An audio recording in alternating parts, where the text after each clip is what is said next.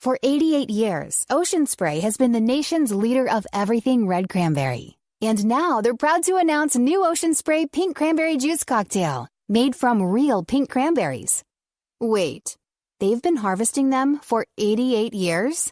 I've missed out on a lifetime of refreshing deliciousness? Introducing new, light, and refreshing Ocean Spray Pink Cranberry Juice Cocktail. Now available at ShopRite. Better late than never, right?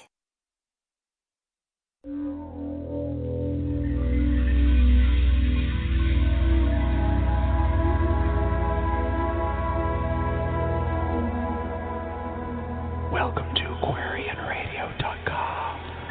AquarianRadio.com. Aloha. This is Enki. You know me as Aquarius. And this is our age, the Sata Yuga. Time to celebrate with us. We have programs on all chakra tantra, love styles and relationship choices, counseling strategies and techniques that you can use at home. We have extraterrestrial radio where we deal with alienology, paranormal people, and we have an experiencers network. We have a section called Ancient Aliens, and the programs therein are Enki Speaks, Nimma, the Mother of Humanity, has her program, and we revise ancient anthropology. And most important of all, we have peace paradigms, because this is the age of peace. Harmony and understanding, sympathy and trust abounding. No more falsehoods or derisions. Golden living dreams of visions, mystic crystal revelations, and the mind's true liberation.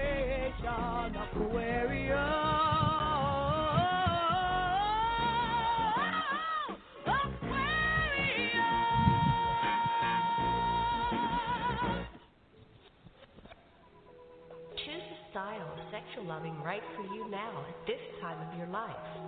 Celibate? Tantric, bisexual, Trisexual? polyamorous, Monogamous? swinging, pansexual, Cyber-loving and more. What's important is that you choose whatever love style is right for you at this time of your life. Call 646-649-0893 and join our chat room. On Love Styles Radio, you learn how to make whatever style of loving you choose work ethically, considerately, and effectively. And here are your hosts, Sasha and Janet Lessin. Aloha, everybody, and welcome to Aquarian Radio, aquarianradio.com. And this is an episode of a new show that we're launching today for 2018 called Tantra Talk. And our guests are Scott and Melanie McClure, and my co-host is Dr. Sasha Lessin. And I think what we're going to have to do is mute our phones in between because we're getting some feedback, and I'm not sure why that's happening. But, hi, sweetheart, are you there? Sasha. I'm here, but there's a mute button through my phone. I don't know what that means. Okay, never mind. Don't mute. And it sounds like you're down a well, and I'm not sure what to do about that. So this may not work. We might have to try another platform. So, I'll just come what? next to you and yell in your. I'll come next to you and yell in your ear. Okay, come next to me. Okay, we're going to hang up that one. And that might eliminate some of our feedback. So come on in here, honey. We'll talk to each other on the phone. All right. I'm switching over to speaker on this. We're going to try that as well. Okay? Okay. Can you hear me? Let's see. Yep. Scott, can you hear me? Yes. Melanie. This is Scott. Okay. Yes. Sorry, we're figuring out the bugs on the system. I don't know why it's just not working very well, but we'll power through this. So, anyway, welcome to 2018. How is everything for you? Fantastic. We're kicking off the new year with a bang, and lots of exciting things happening to spread Tantra to the world. Right. This is our Tantra outreach world. And Sasha was... Well, it's perfectly appropriate for Tantra people to start the year off with a bang. Yes. So we were so delighted to join you in Austin in October. Sasha's funny. And can you tell our listeners about the program that we presented and what was going on? We were in your house for 2 weeks. It was an amazing time for us. You have this incredible Tantra community there in Austin that flows over to Houston and the surrounding area. But tell us a little bit more about what we did. Well, first of all, it was an honor to have you guys come join us and work with us and teach us some of the great things that you have been doing for so many years. We basically joined forces to create a combination program. You guys did a sacred-sexuality weekend, and we worked with people throughout the week in private lessons. And then we did a sexual empowerment class that incorporates Tantra into having people totally own their sexual power. And then one of the coolest things that happened is we are working with some folks out of California to create a reality TV show.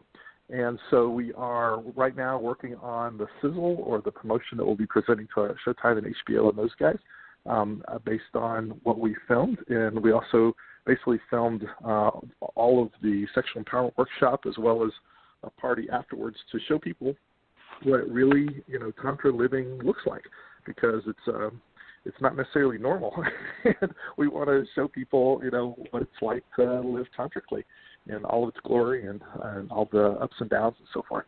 So it was a real joy to share it and teach it, and we'll see what happens when we finish the editing product.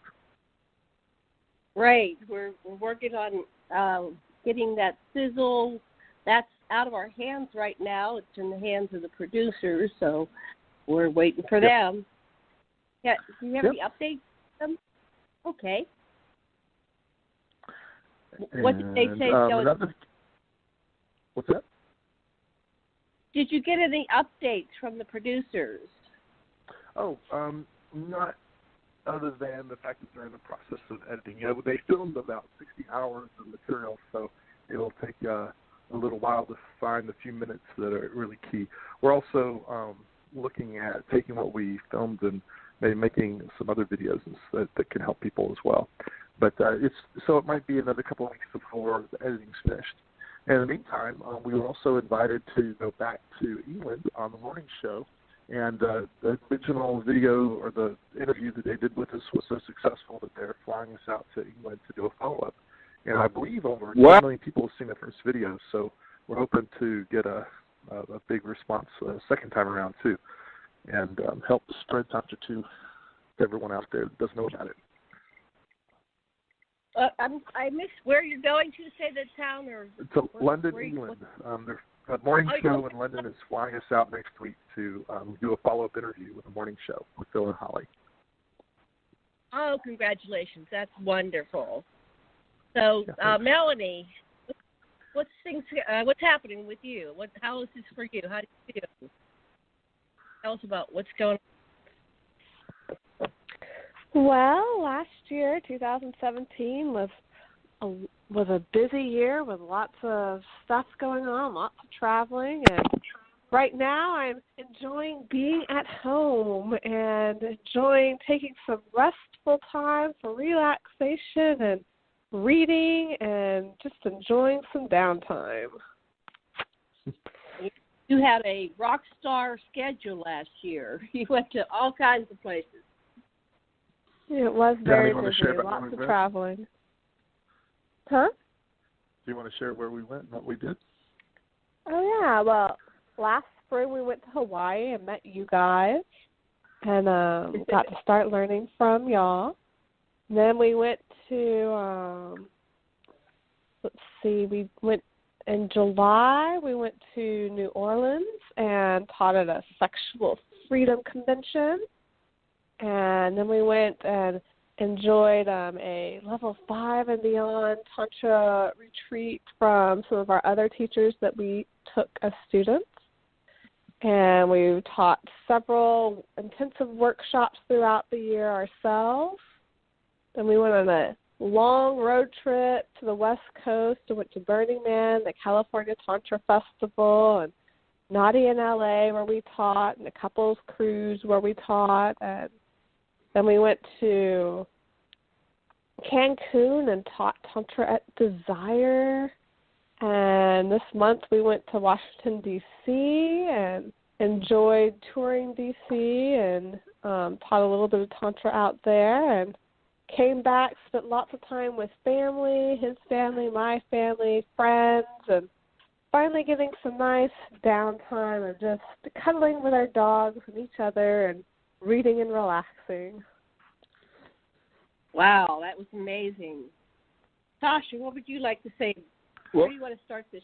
What I've been very interested in is the generalization of the chakra system that we use in all chakra Tantra to the whole planet, to the earth, so that when you not just look at yourself in terms of, say, your first chakra, your emotional self and your protectors of your emotion, you could say the same thing about the whole earth, how people are, everyone is concerned with security and freedom at the same time. You go up through the chakras. You go to the erotic chakra and the power chakra, the love chakra, the communication chakra, the vision chakra, and the spiritual chakra, and you realize that the same system that you can use to see a balanced human being who's integrating all those functions and judiciously from a center, applying them to their life, could also hold for nations and for the whole world, and that's what I've been thinking of lately.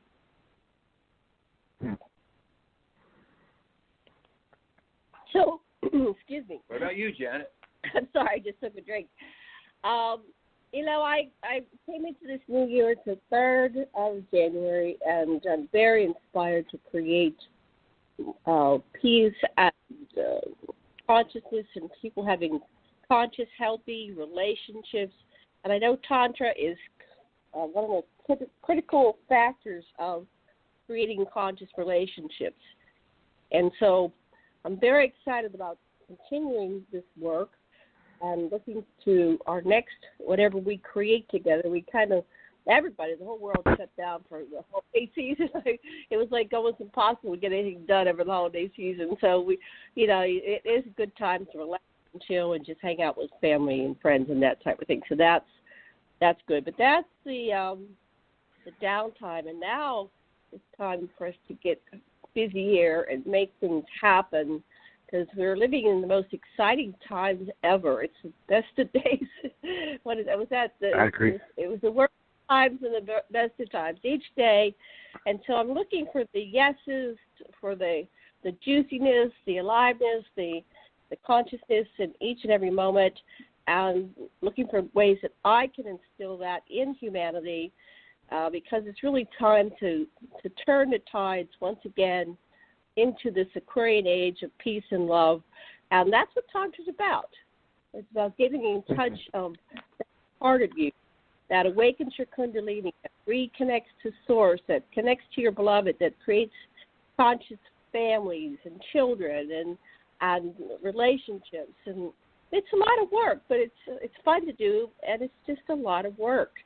It doesn't happen just naturally. It takes a little bit of time and effort, and so that's what we were doing, was teaching relationship skills and going into the core and uncovering your wounds and how to get rid of and past these wounds and integrate yourself into wholeness and consciousness and awareness.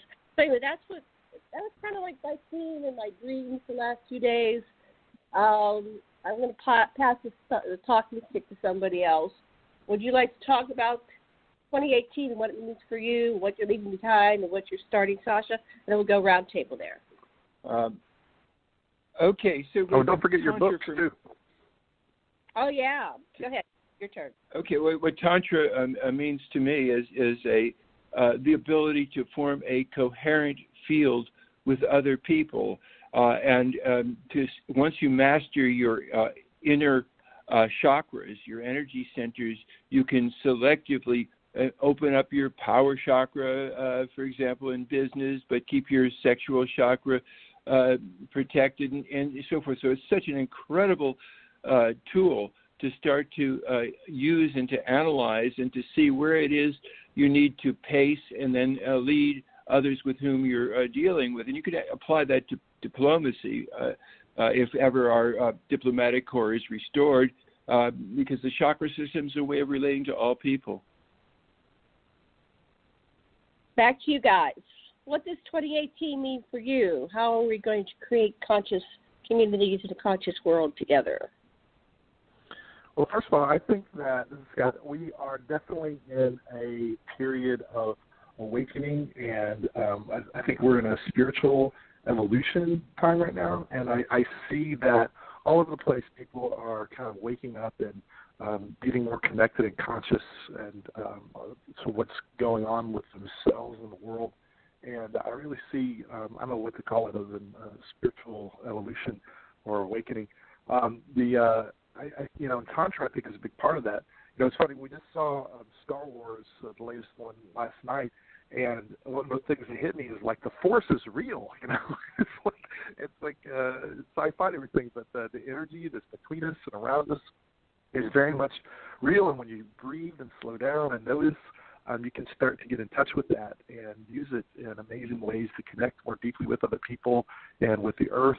And that's one of the many amazing things that Tantra does, is it allows people to connect with each other. And it's one thing to intellectually know we're all connected. It's another thing to actually feel the connection that you have with other people, actually take on their emotions and feelings and orgasms and, connect with the earth and feel the living, breathing, beings all around us and so forth. So it's really kind of cool that I feel like, we're in a world where people are evolving into Jedis or something. I have yet to do the telekinesis stuff, but it's like a magic world that's opening up. People become aware of it. Were you watching I think love Star is the key. Wars? I've always been a Star Wars fan. Yeah. So, okay. And love is the key. Love is the answer. How about you, honey? The answer. It definitely is the answer. That's one thing. Every time I get there, and I get a lot of people calling me, and they're in a panic, and they have trauma and drama, and then this and that, and it just seems like each story is worse than the one before, and at the end of it, just focus on love. If you can't do anything else other than that, just turn around and count your blessings and focus on love. We all go through trials and tribulations, and we come out the other side, and love truly is the answer. Is that the answer of that movie? I didn't see it yet. No, don't tell me. I don't think it was in the latest movie, but it's in other movies. So I think, and it's the key is love and acceptance of yourself too. I think when people feel not accepted and stressed out, so forth, just stopping, breathing, and knowing that everything is perfect. One of the lessons that's been coming to me the last few months is that there is kind of a divine plan, or there's, I could just trust, relax, and know that everything is working out just the way it's supposed to be. But sometimes the greater cosmos is a better plan for me than I have myself. And when I really stop and look, I can see evidence for that all around me. I have proanoia, which means the universe is out to support me. And the more I believe that, the more I see evidence of it. And it's a beautiful way to live, knowing that you're part of something greater than yourself. And so, when I'm ever trying to make a decision, I always just come from love. And what would love do? And that makes it easier. And if it's two choices that I have trouble choosing between because I like them both, I choose both and all. I think that's tantric as well. Have it all. Go ahead, sweet. Oh, yeah. Well, one of the most dramatic things was with you, Scott, actually, because it's acceptance of all parts of ourselves that allows us to really meet our basic needs. And so, there's parts of us that we push down because it was unsafe or inappropriate to express them. But if we ask what those parts really need, we start to really be able to orchestrate and coordinate what we're doing in the world. And so one of the hardest things for most people to accept is the part that they have really fiercely aggressive parts in past lives where they may have killed people and things like that. And coming in contact with those kind of things and realizing those are just traces that you can really say, part of me that could kill other people in other lives what do you need here and now? And what you probably always need for a part like that is appropriate assertion. And so I actually saw you, Scott, go through that. It was totally beautiful. Would you like to relate a little bit about your experience there? Sure. One of the cool things about Tantra is that since Mel and I have really been practicing together for the last 9 years, that we've had these amazing experiences, just got better and better. Like we keep thinking our love life can't possibly get better, and yet something new that happens almost every month. That's 9 years. And one of the latest things that happened, as you're alluding to, is that I got in touch with my past lives, and it was pretty profound because I had done some. I was kind of a warrior at night, if you will, and I'd killed people in my past. And it was pretty heavy at the time because I felt all this guilt and shame for what I'd done in my previous lives. And at the same time, I got that, God forgives all, and whatever God is. And I realized that this life and all future lives, also got in touch with my future lives. I realized that we're in an age where killing is no longer necessary. It's no longer part of what we need to do as a species to evolve.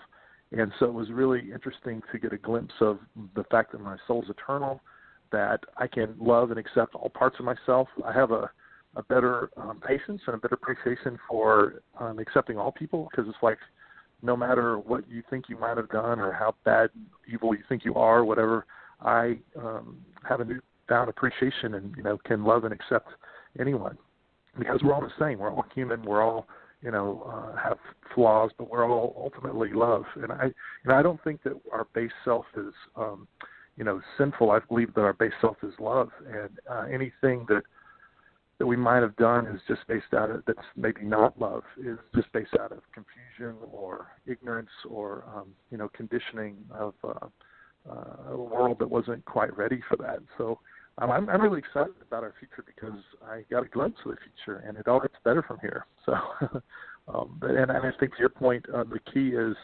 accepting yourself, loving yourself, and just doing the best you can, and knowing that if you don't get it right in this life, you've got another life or two more to get it right. So it takes some of the urgency and stress out of this life as well, knowing to have many chances.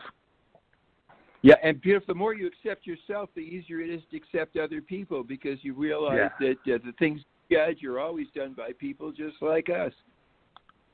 Yeah, there's nothing that can't be forgiven. There's, we're all doing our best with what we got. And so, self-acceptance and self-love is the key. You can only love others and create love in the world to the extent that you love and accept yourself. So that's really the foundation.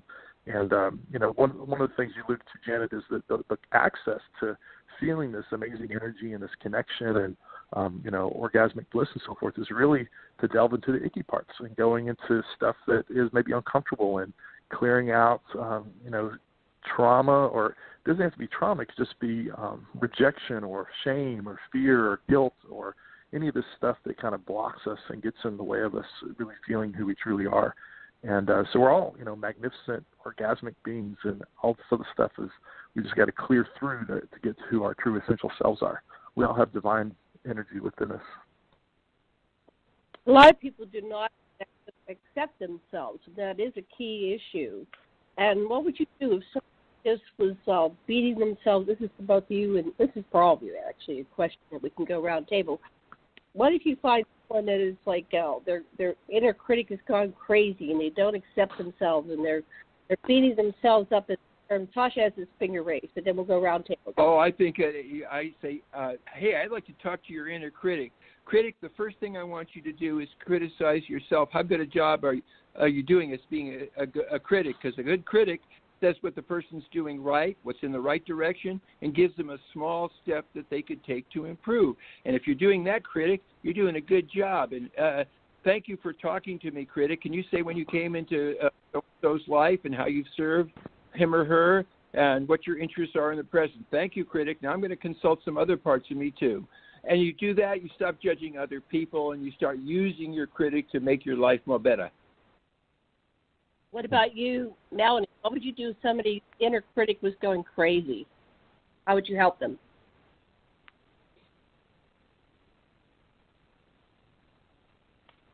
Are you there, Melanie? Are you on mute? Okay, I'm unmuted. All right, so it goes back for me.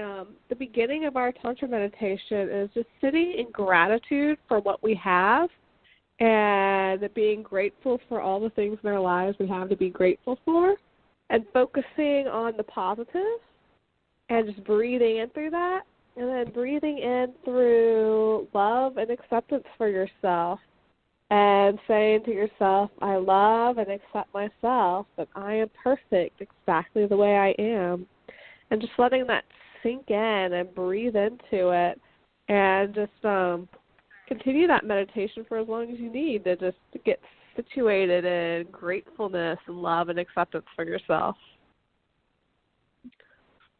That's great. Scott, how do you handle the situation?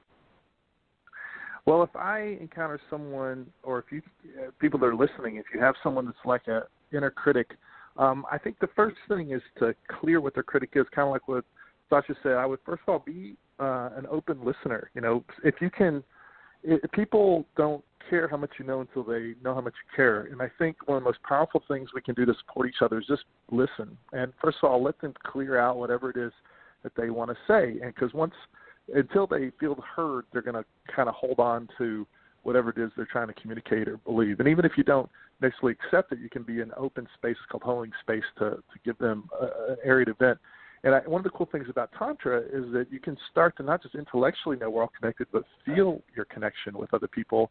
So then the key is then to see if you can, once that's cleared, to, like Melanie was saying, get them to start focusing on what they can accept about themselves. You know, it's like knowing that no matter what they did or what they think is wrong, it can all be forgiven, or that, you know, there's good in all of us, that, you know, they can start focusing on what can they learn from that, or what can get from the inner critic that's going to support you, and just have them focus back on the positive. You know, like quieting the mind of, you know, monkey mind. It's like going in circles around all the things you have to do or critical about yourself and so forth.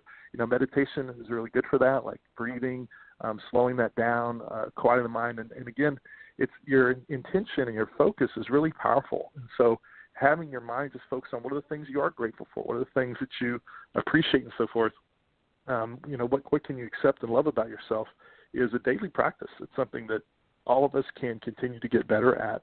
And, you know, we live in this culture where you're supposed to be modest and not say good things about yourself, but I think that's kind of, I don't think there's anything unhealthy about loving yourself and about appreciating yourself. And so it's one thing that I'd like to see us do more of. But, you know, it's a step-by-step, so I guess to summarize, let's say listen and see if you can shift your focus on what you accept and what's positive, and know that we're all the same. And no matter what you think you've done or how bad you want to beat yourself up, you know, you're doing the best you can, and we're all here for a reason. We have lessons to learn, and we can all improve. And so it goes back to loving yourself. You know, and if you can't love yourself, love others, and know that whatever you love in others, you also can only love because you have it within yourself. So anything that you appreciate and love in others, you appreciate love within yourself by default, or else you wouldn't be able to recognize it.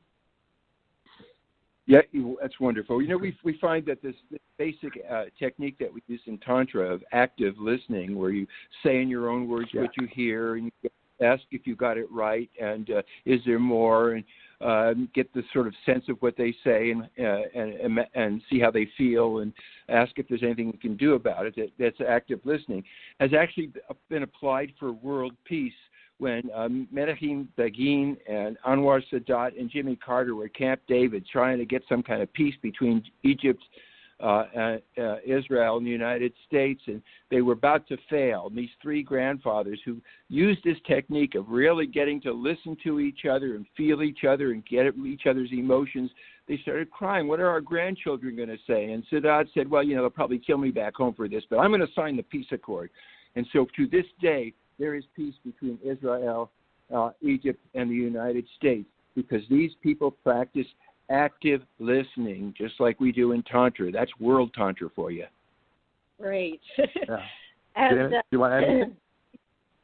Before I met my husband, where I did a lot of work on myself. I took responsibility for my stuff, and I went inward and retrieved the lost pieces of my soul. And then I went into one of the parts of healing is to reach out and start working with other people. So I'm still in my healing. I think that it's a lifelong process, and I'll be doing parts of it until I die. Because as soon as I get something healed, something harder comes along, and it's like the challenges are still there, and that's just part of life. One of the things that I did in my early years here in Hawaii was I developed a Tantra community. And we had a Tantra support system, and we were available. Yeah. We had buddies. I had 5 buddies that I could call at any time, because be one person to wear them out. So we would rotate. We'd take turns listening and being listened to. And none of us were trained psychotherapists. You don't have to be. You just need to be kind, you hold space, and you listen to people. And, of course, one of the greatest difficulties of being human is sexuality. Either you have it or you don't, or it's complicated in relationships and balancing that. So I really encourage listeners to find and develop some kind of support system. And that's what we're talking about, having these conscious relationships. They're not necessarily sexual, but Tantra isn't just all about sex anyway. It's about creating a community of people that all care and love each other. And that's what I saw when I visited your Austin, Houston, and it went to other states, Tantra community. Everybody loved each other, and they were willing to sit down in processes which were very emotional, deep, personal, intense, and they sat there in non-judgment, just their hearts open, and holding them when they cried, witnessing them when they yelled, and not running from the room or judging. It was beautiful. It was an incredibly beautiful experience.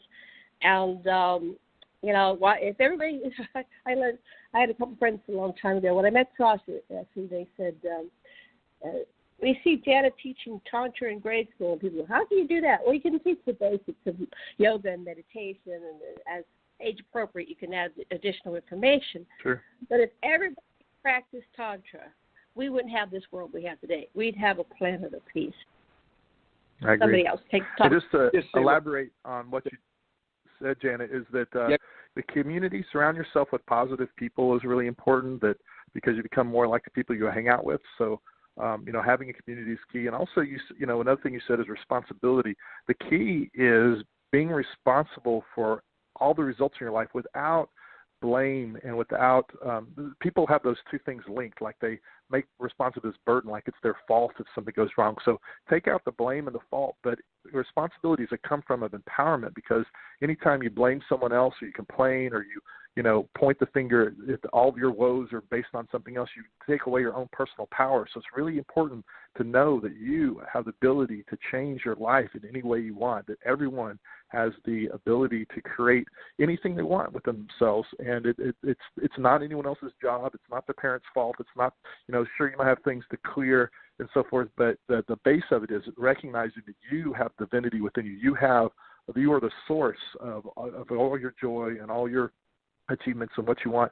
And so coming from I'm responsible for me, everyone saying they're responsible for themselves, is one of the keys to be able to create the life that you want. Sasha, you're going to add something. Oh, that's still yes, right on. You don't others don't create your feelings. You create your own reactions to what's coming down.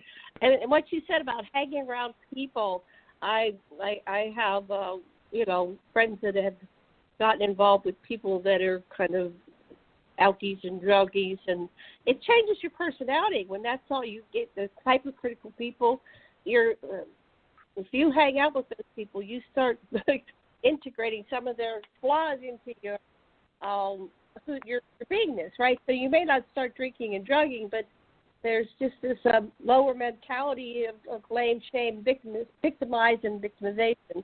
So you gotta just get conscious somewhere if you're in this hamster wheel and this down spiral, and just go, that's not who I want to be. That's not who I am. Find who you are at your core, and then hang with people of like mind who have the same energy and characteristics and quality. And just because you're born to people or they're born up to being, you need to hang out with them if they're dragging you down. So that's one of the things that we have to be aware of. Who are we hanging out with? And I know my mother said that when I was a kid, and I was really strong, and I didn't go down that path. But it seems that the older we get, and it's harder and harder to make friends. So it's better to just go out and find these groups that exist or help build one, and start pulling into your life those people that share the same core values. And don't hang out with people that break you down. That's all. Follow your bliss. Follow your bliss. Sash, what did you? I saw you making faces. What? Go ahead.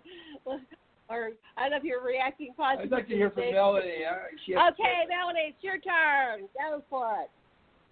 Unmute. All right. Was there any question or just whatever I have to say?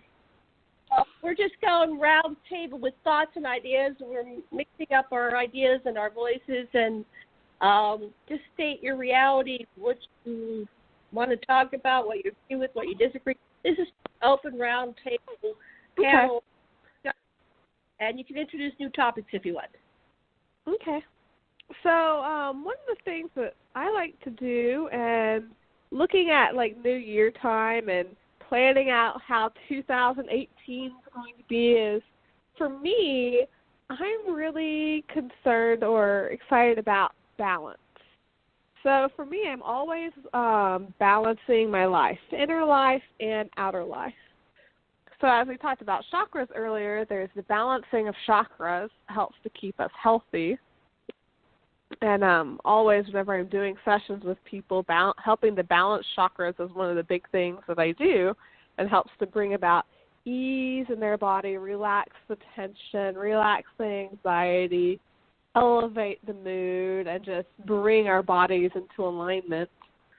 And then also just balancing all of the dualities of life. So balancing my work with play, balancing activity with periods of restfulness, balancing being with friends and being by myself, balancing going on adventures and traveling with being at home, and just, finding balance.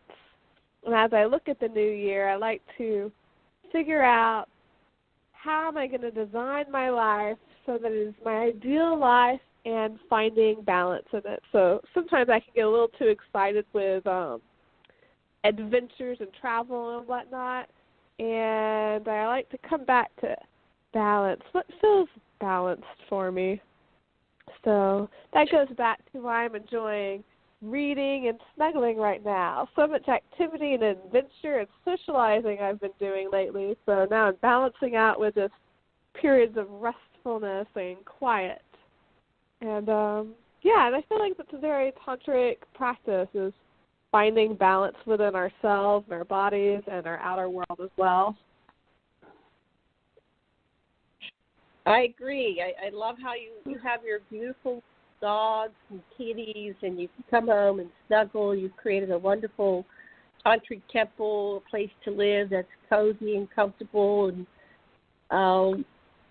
contact and withdrawal. You go out in the world and you're public, and you do your outreach program, and you touch people's hearts, minds, and souls, and you go on the radio and on the television, and you're flying. You jet set and rock star. But then you come home and you honor that other part of you, that part that needs to self-care and nurture and relax and spend time with animals. Animals are wonderful. What do you want to say? This is just, I've been harking back to, Scott, what you said about how it's fine to take pride in yourself. In psychology that we use in all chakra tantra, we center ourselves, and so you need to embrace both pride and humility. If you're too prideful, you're an egomaniac, people will stop relating to you. If you're just full of humility, you can't stand up for yourself. A balanced person, a person who's centered, can say, listen, part of you that is humble, part of me that's humble, and part of me that's prideful. What do each of you have to contribute to this situation? Then you go to your fair witness and you look at the situation you're in, and you decide how much of each of those polar opposites of pride and humility you want to express or mute in that particular situation that you can see that you're in. And that's what a mature centered person does. And we try to do this centering with every single one of our energy centers or chakras, our emotional self and our protective self, our leader and our follower, all the different parts of us. They all have something to contribute. And when we realize that in ourselves, we can realize that the parts of others that bug us are merely resonating parts of ourselves that we haven't fully accepted. And when you do that, that's when you are no longer reacting to people saying terrible things to you. In just plain Tantra, to have a visualization, one of my teachers said, you imagine there's this great big dung-eating demon behind you, and while somebody might be berating you about what a terrible person you are, you just let the dung eater eat it and eat those words and put them back into the earth and recycle them, while you float love hearts from your center, from your heart to the other person's heart, and you say to yourself the mantra, I love you, I love you, I love you, while they're dumping on you, and the dung eater is taking care of the dung. So, Sasha, I agree that pride and humility need to be balanced. Is it possible to love and accept yourself too much?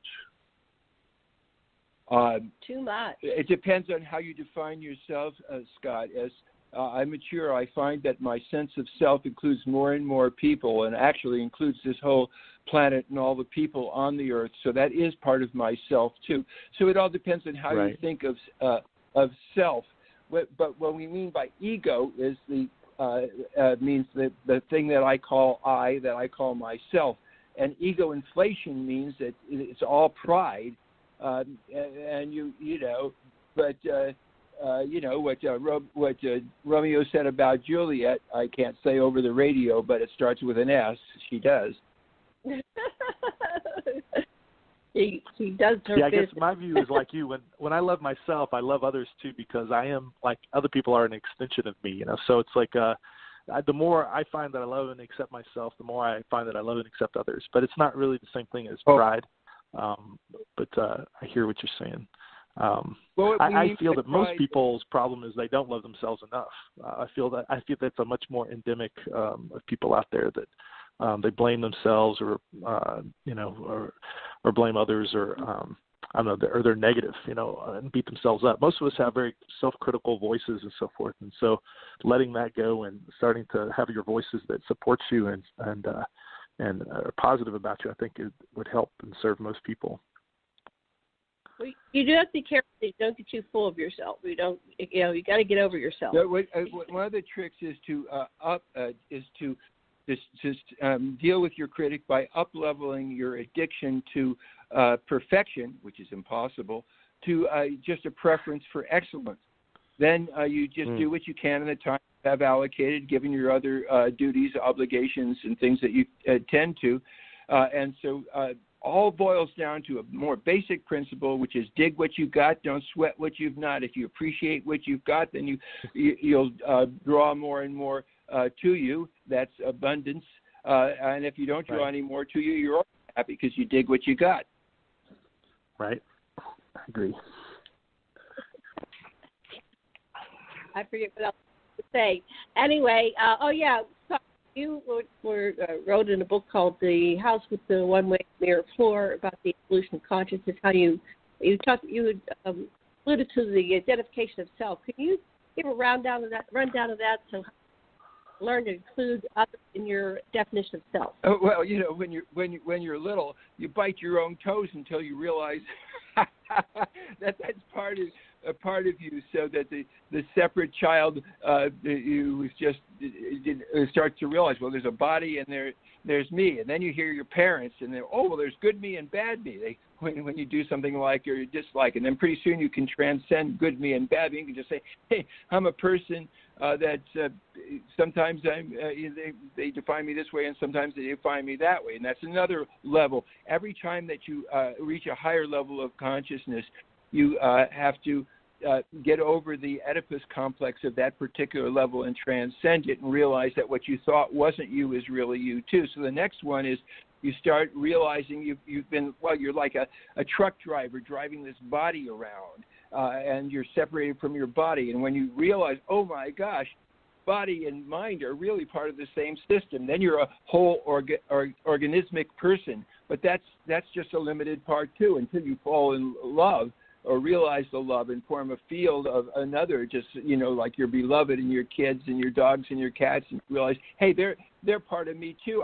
Everything I do concerns them too, so that myself has then got a little bit bigger than that. And then I'm in a community, and I'm in a street, and I'm in a town, and I'm on a planet, and I love the earth, and I love everything and everyone in it. And so you just keep expanding like that, and ultimately, in existentialism, we call this epoche, you realize that you are one with the origin of all in the universe, that out of the divine play of Leela that comes from the metacosmic void where everything is just inchoate, you start to have all these dichotomizations, but they're all the same in their real identity. Right. So if you take into consideration yourself and the apparent other, and it usually starts with the person, your mother, father, brother, sister, or your beloved, your sexual loving mate that you maybe marry or stay with.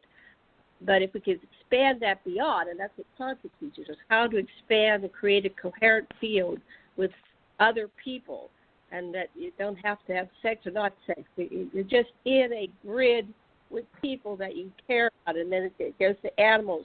If each person is individual, and then it would all merge into each other, we would love the whole planet, and we would find systems that wouldn't destroy the world, which ultimately kills all of us.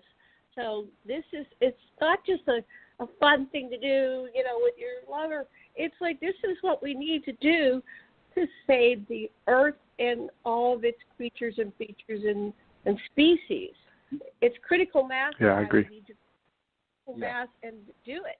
The natural state of people is loving oneness, and given the fact that you love everybody and everything, you get to be very selective with your involvement. Love doesn't mean involvement; it just means that you love. Right, love. We have I about think 10 unconditional minutes. loving all beings is one of the keys of enlightenment. Yes. And when we all can unconditionally love each other and the planet, then we'll save it and ourselves. Yes. Well, it's kind of like cutting off the nose in the middle of your face, or trying to cut off a lip. You couldn't do it because you would feel too much for the other to harm them. They're an extension of you. I can't do that behavior or that action because hurting them is like hurting myself. That's the point you get to. You can't do it anymore. So I think we can get there with Tantra because it's how to move past our skin and encapsulated self-sense, which isolates us from the rest of the planet. Many people feel lonely. Besides acceptance, they feel lonely. They feel alone, but they're really connected to everybody. And so this helps us accept everybody, no matter what shape or form or color or gender or whatever they're walking in, whatever avatar they're driving. We learn to accept all beings, all consciousness in everybody and everything with Tantra. Go ahead. And not just beings, but the earth itself. It's like we have a saying is like once you orgasm directly with the earth, then you'll be more concerned to save it. But it's like you could actually feel the oneness with all things. Every plant, every rock, every atom. That's what I was kind of referring to earlier. And when you have that level of love for the world and everything in it, then we'll start, being more long-term thinking with saving our resources and not destroying the planet as well as each other. Right, Sasha. Well, I just say that we certainly can have this abstract love and extension and feeling for everybody, but it's way easier for almost everybody I know to be intimate and say what's really going on to someone that they're having intercourse or other kind of intimate connection with. And so I highly recommend, even though Tantra is groovy when you do it solo, I recommend having partner or partners. Yeah, I'll just reiterate that is that. Yeah, go ahead. When I had Melanie, when I met Melanie about 9 years ago, even though I've been practicing Tantra for 20 years, it really started accelerating with Melanie, because then I could, instead of taking the subtle energy and sending it out and then recreating and so forth, I could send it into her, and she could feel it send it into me, and it was more powerful than when I sent it to her. So it creates this circuit, and it just really accelerated our Tantra journey and path and experiences and so forth. And it's fun, It's like it's much more fun to practice when sex is involved. Just meditating in silence, at least as far as I'm concerned. So the partners are great. Yeah. And, some of the Tantra techniques that we teach, especially for dudes, is how to just bring the energy up so you don't squirt and it's all over soon. To prolong sex and to get joy in the other person's joy. That's the real, instead of focusing on yourself, you just let yourself merge with the other people and promote their joy. Yeah. And you learn Absolutely. to navigate the water. When you have a partner in life, we're not isolated solar beings by nature. We tend to enjoy relationships, being in relationship. And so with Tantra, you learn to navigate the waters together and to do the dance of life together. And that takes in all chakras and everything that happens to one happens to both. And it's really, it does accelerate your individual process of becoming conscious, because that's your ultimate mirror, is your relationships, especially your intimate relationships or ships that you're involved with in a sexual dynamic relationship. And everybody is inside of you too. I guess, like Jesus said, the Father and I are one. That means that you have God inside you, and it's not something external.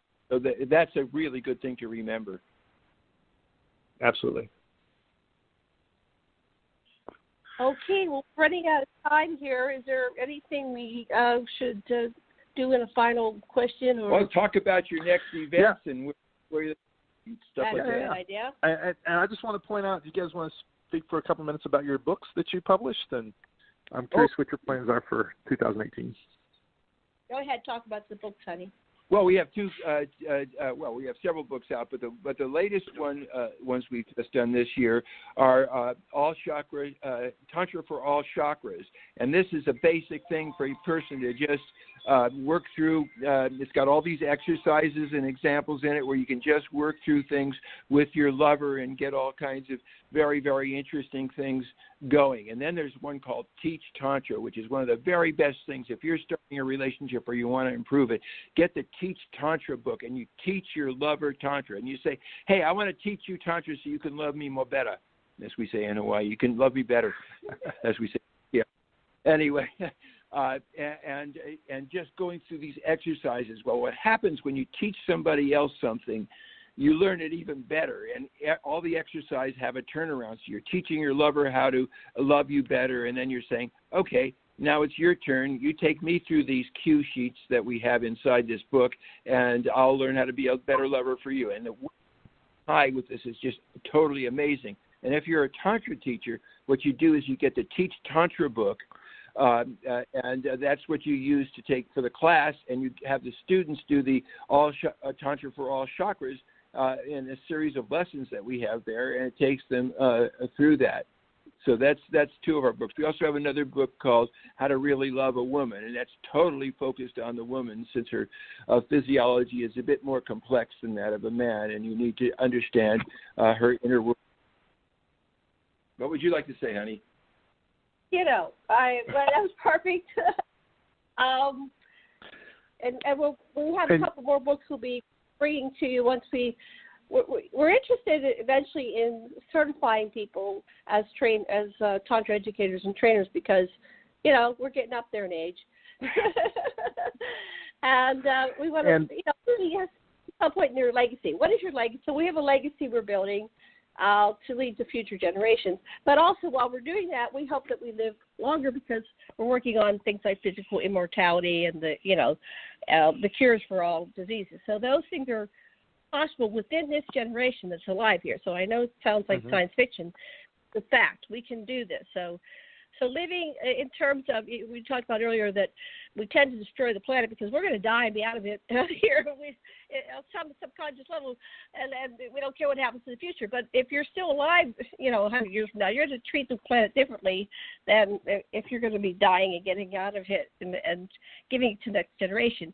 That might be on a subconscious level, but we need to think in terms of we can live to be be physically immortal beings, because we are immortal beings on a spiritual level. And when we start integrating those two things, we create a more kind and loving and conscious planet for everybody. Okay, final words about you. What's your website? What are your events coming up?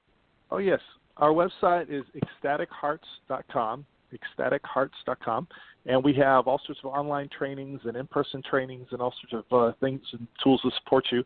Our next weekend intensive is called The Path to Ecstasy, and it's January 26th to 28th. It starts Friday night and it goes to the weekend here in the Austin, Texas area, and it's a pretty good deal. It's less than $500, and it is something that will teach you all the core lessons, or many of the core lessons that it takes to become a Tantra master.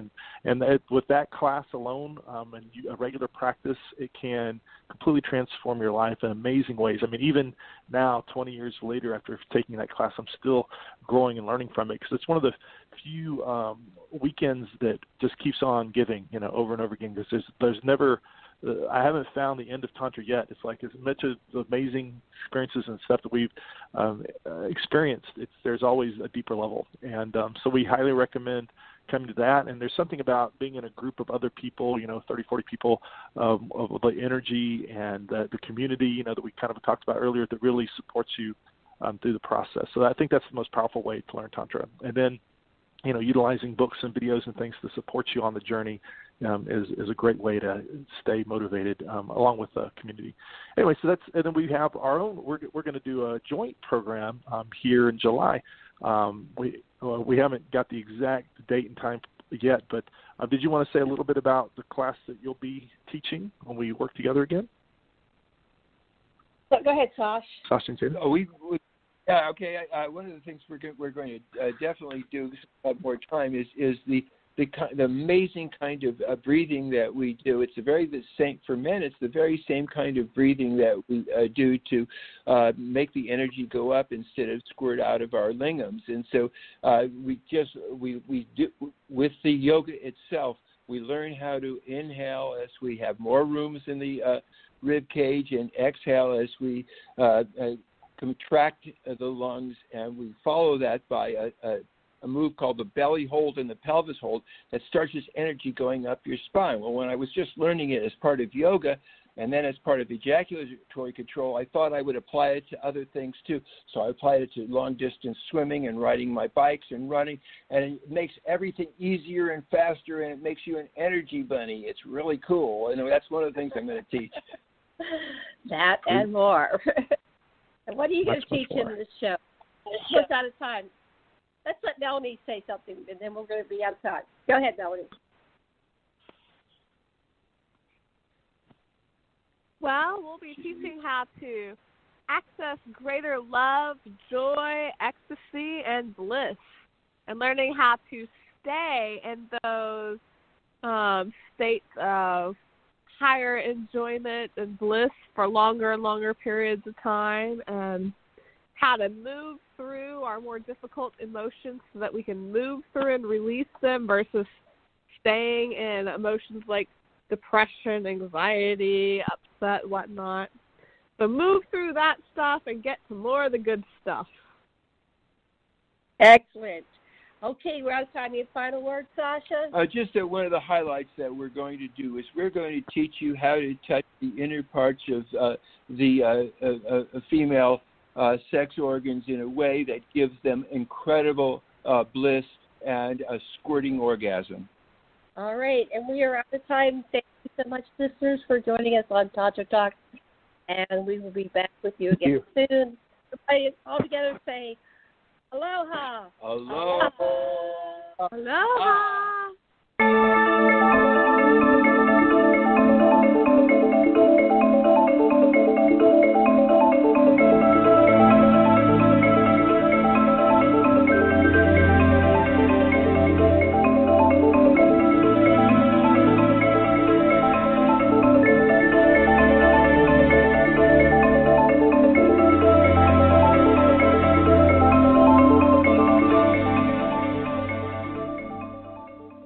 Medicine is one of the most difficult, fast-paced, yet rewarding paths you can take. You can set out on your own and navigate the student loans, the bureaucracies, and systems that define a typical medical career. Or you can apply for the U.S. Army's Health Professions Scholarship Program and launch yourself into a medical career like no other. Your tuition will be completely covered, and when you graduate med school, you'll learn from and work with some of the most elite minds in medicine. That's the Army difference. Learn more and apply today at goarmy.com/HPSP.